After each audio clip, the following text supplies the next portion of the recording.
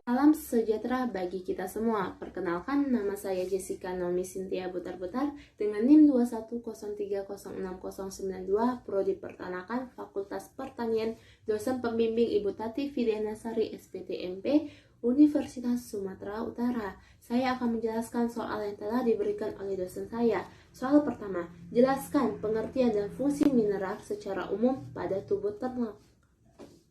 Jawabannya, mineral merupakan unsur yang esensial dalam tubuh dan kadarnya dalam tubuh ternak. Mineral merupakan zat yang penting dan berlangsungnya hidup dibutuhkan oleh karena baik untuk memelihara kesehatan, pertumbuhan, dan reproduksi. Berdasarkan kegunaannya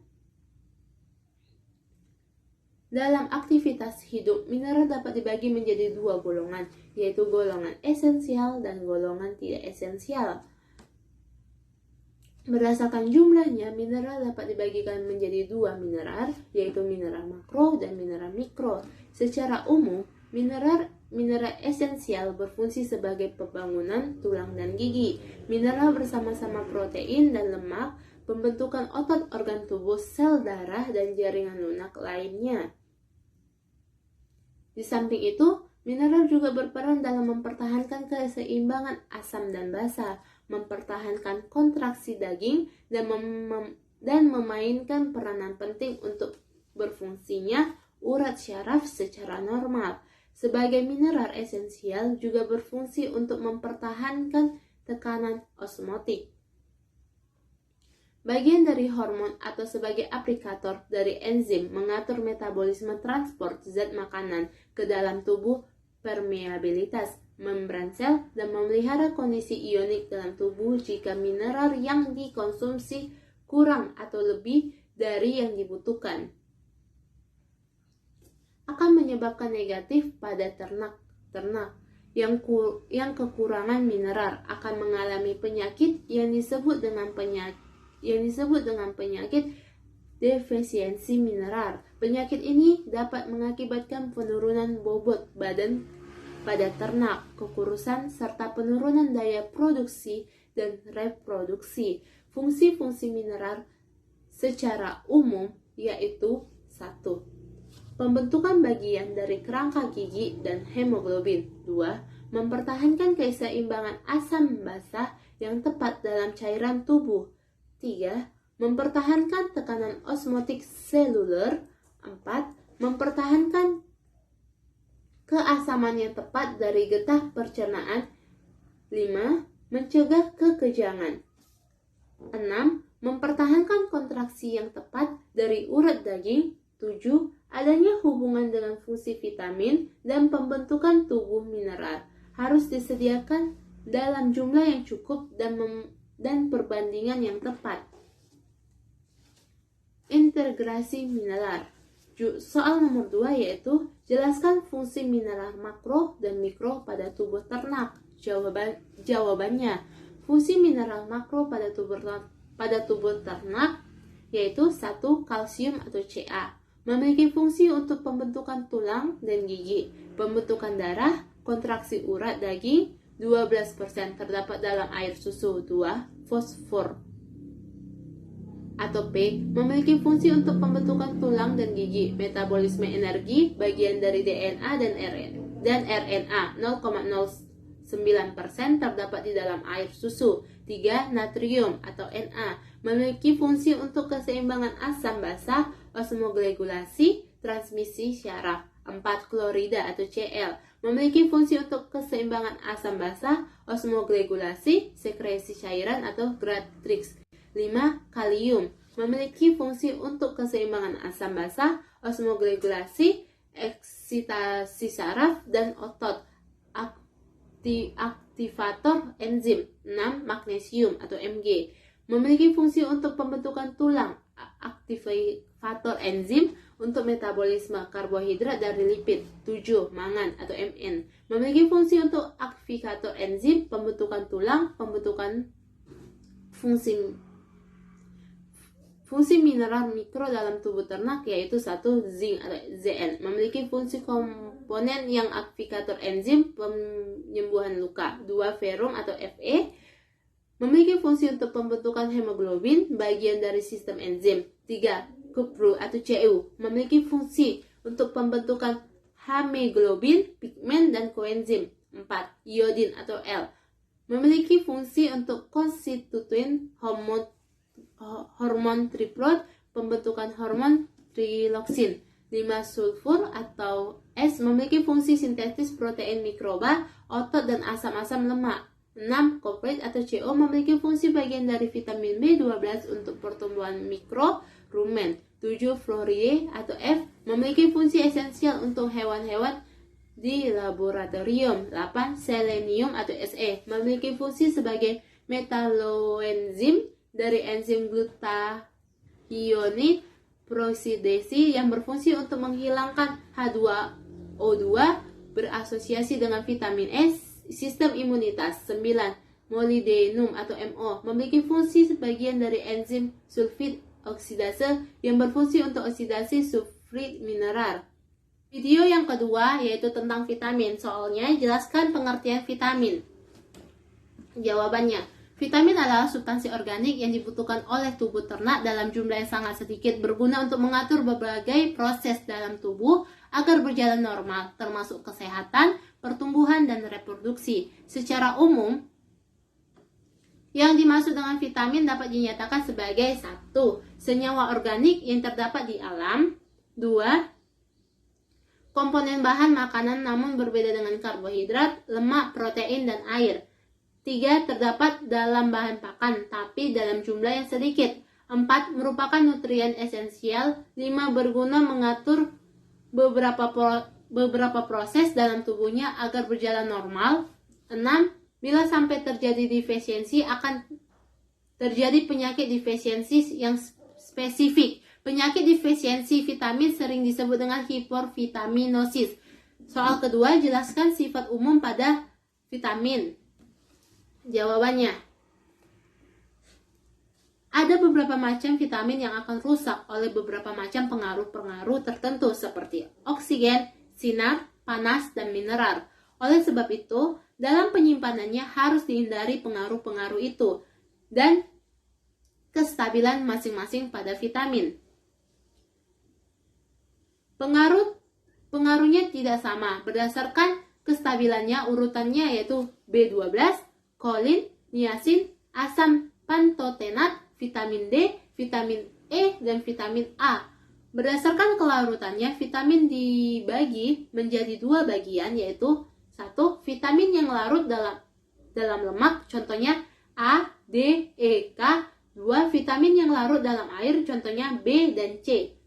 Sasaran vitamin yang larut dalam lemak yaitu kulit, tulang, otot, dan darah. Sedangkan golongan vitamin B mempunyai fungsi sebagai metabolik, utamanya sebagai katalisator dalam konversi zat nutrien ke dalam daging atau telur. Sifat-sifat umum pada vitamin yaitu 1. Yang larut dalam lemak.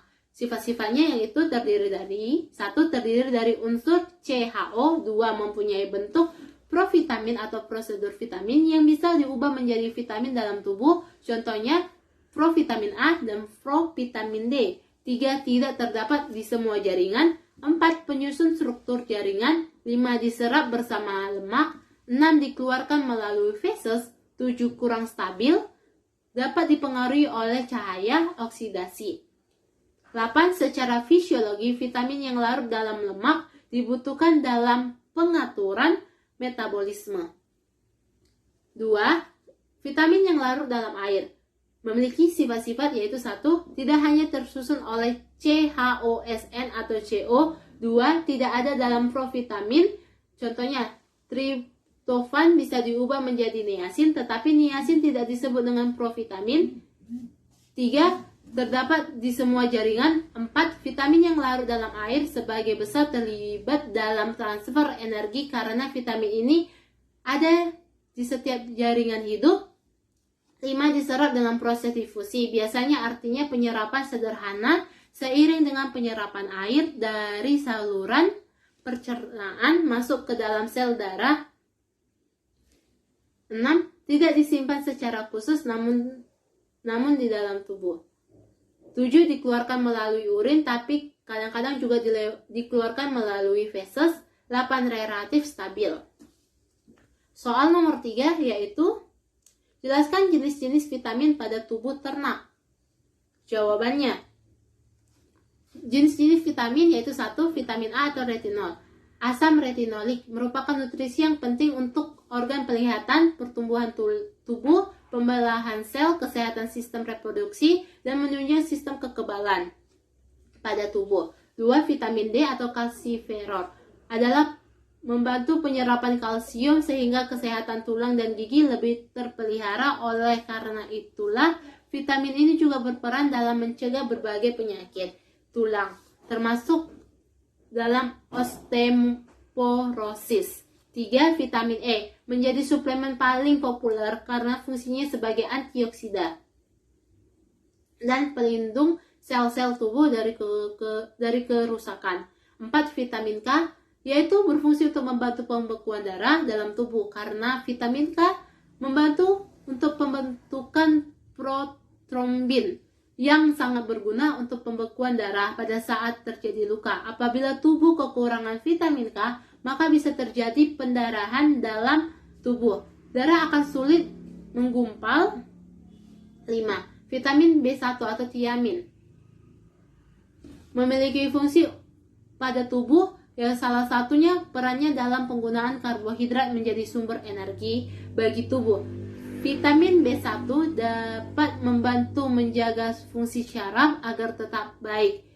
6. Vitamin B2 atau riboflavin, suplemen untuk mencegah dan mengatasi kekurangan defisiensi vitamin B2. Vitamin B2 bekerja bersama vitamin B lain untuk menjaga kesehatan kulit, syaraf mata, dan sel darah merah. 7. Niacin. 8. Pyridoxine. 9. Biotin. 6. Folat. Video yang ketiga yaitu menguji keberadaan vitamin C pada pakan. Alat dan bahan yaitu 1. Rumput raja, 2. Tomat, 3. Jas jus jeruk, 4. Jeruk kasturi, 5. Jeruk nipis, 6. Rumput gajah, 7. Tusuk gigi, 8. Betadin, 9. Sendok, 10. Gelas yang sudah berisi air dengan ukuran yang sama. Caranya, teteskan 15-20 tetes ke setiap masing-masing gelas sampel.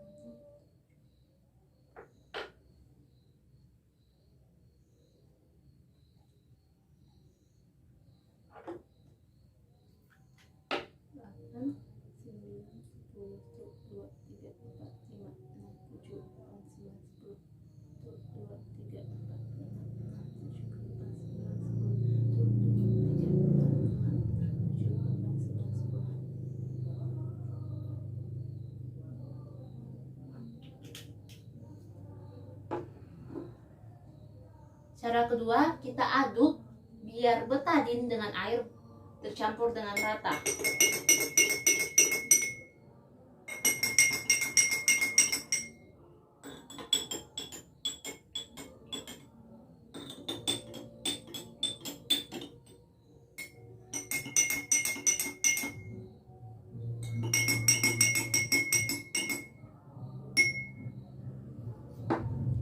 Lalu kita teteskan sampel ke dalam gelas sampel sebanyak 10-15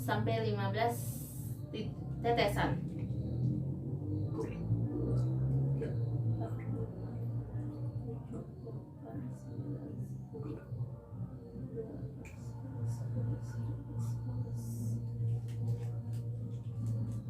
Sampel kedua yaitu tomat.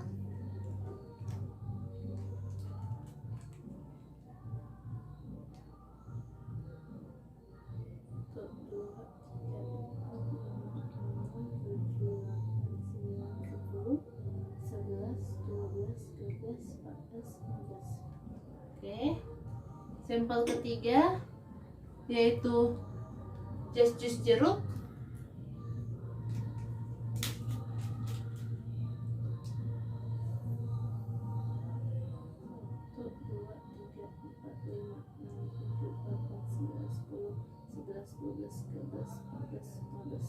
Oke. Sampel keempat yaitu jeruk kasturi. Diteteskan sebanyak 10 sampai 15 tetes. 1 2 3 4 5 6 7 8 9 10. 1 2 3 4 5. Selanjutnya sampel kelima yaitu jeruk nipis. Diteteskan sebanyak 10 sampai 15 tetes. 1 2 3 4 5 6 7 8 9 10. 1 2 3 4 5. Oke. Selanjutnya yaitu sampel terakhir rumput gajah. Kita teteskan ke gelas ke-6 sebanyak 10 sampai 15 tetes. 1 2 3 4 5 6 7 8 9 10 11 12 13 14 15. Ketika ke-6 sampel sudah diteteskan ke gelas sampel, kita perhatikan sekalian kita goncang-goncang pelan supaya perubahan warnanya terjadi.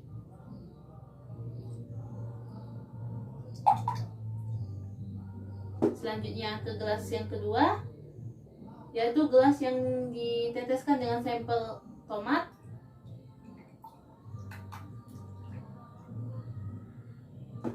Gelas ketiga yaitu jus jeruk. Karena gelasnya terlalu kecil, kita gunakan dengan tusuk gigi.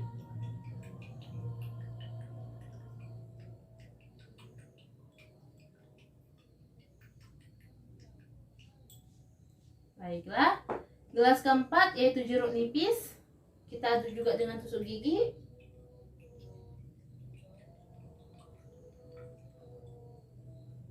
Baik. Gelas kelima yaitu kita adukkan dengan tusuk gigi. Dan bisa juga kita goncang-goncangkan.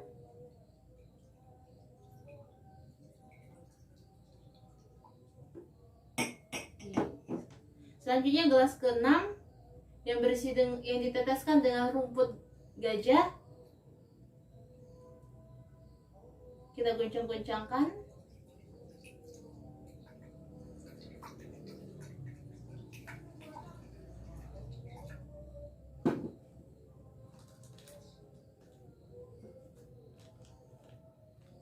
Dapat kita lihat perubahan warna yang terjadi pada setiap gelas sampel.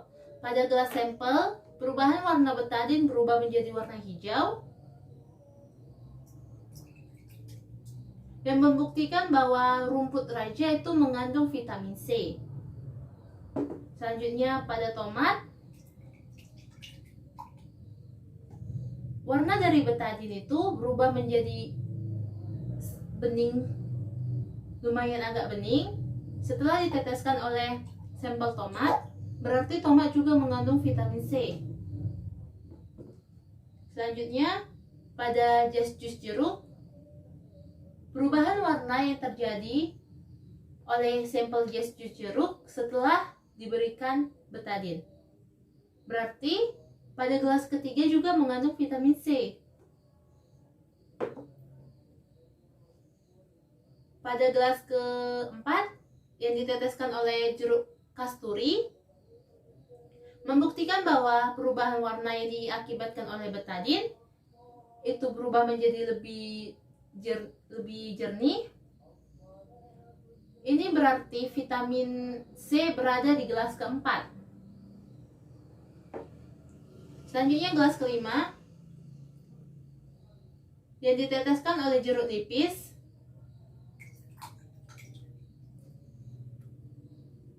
Setelah betadin diteteskan dengan air dan gelas kelima diteteskan juga dengan jeruk nipis, terjadilah perubahan warna. Ini mengakibatkan pada gelas yang kelima itu juga terdapat vitamin C. Sampel ke-6. Setelah gelas ke-6 diberikan betadin dan diteteskan oleh sampel ke-6 yaitu rumput gajah, terjadi perubahan warna sedikit atau lebih pekat daripada warna sampelnya.